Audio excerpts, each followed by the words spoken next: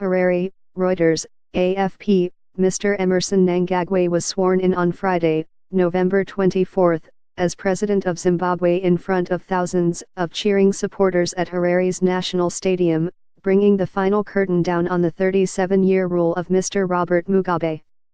Taking his oath of office, the 75-year-old former security chief known as the Crocodile vowed to uphold the constitution of the former British colony and protect the rights of all Zimbabwe's 16 million citizens.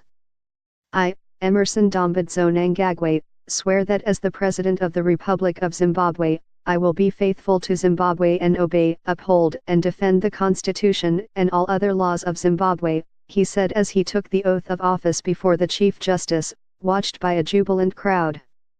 Even though most Zimbabweans celebrated the exit of 93-year-old Mugabe, who presided over the descent into penury and despotism of one of Africa's brightest prospects, some are worried about the future under Mr. Mnangagwa. In particular, they question his role in the so-called Gukarandi massacres in Matabeleland in 1983, when an estimated 20,000 people were killed in a crackdown on Mugabe opponents by the North Korean-trained 5th Brigade. Mr. Mnangagwa has denied any part in the atrocities and since his return to Zimbabwe after 2 weeks in hiding has been preaching democracy, tolerance and respect for the rule of law. Just ahead of his swearing-in ceremony on Friday, snipers took up positions around the stadium amid tight security as jubilant Mnangagwa supporters streamed in, with many dancing as music played. We are excited and expecting a lot from Mnangagwa. We have been under a dictatorship for a very long time, 23-year-old Sharon Mnangagwa said, referring to Mr. Mugabe.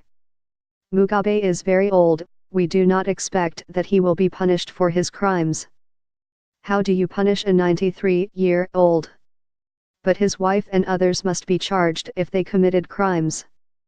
The former president, who ruled the southern African country for 37 autocratic years, was ousted from office when the military intervened after he had sacked Mr. Mnangagwa as vice president. We thank you our soldier, said one banner in the sports ground.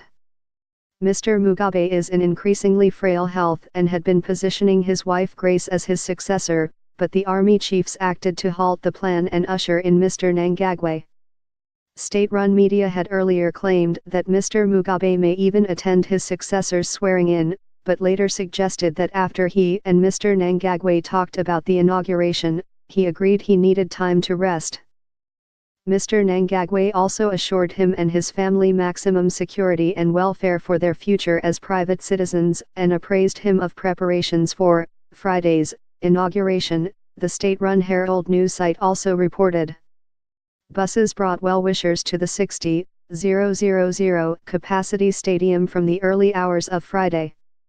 Come and be an eyewitness of history being made, the historic ushering in, of, a new era and better country, said a statement from the ruling ZANU-PF party calling on people to attend the inauguration. Mr. Mnangagwa, 75, said this week that Zimbabweans were witnessing a new and unfolding full democracy, though critics say he is a ZANU-PF hardliner who gained power in a de facto military coup.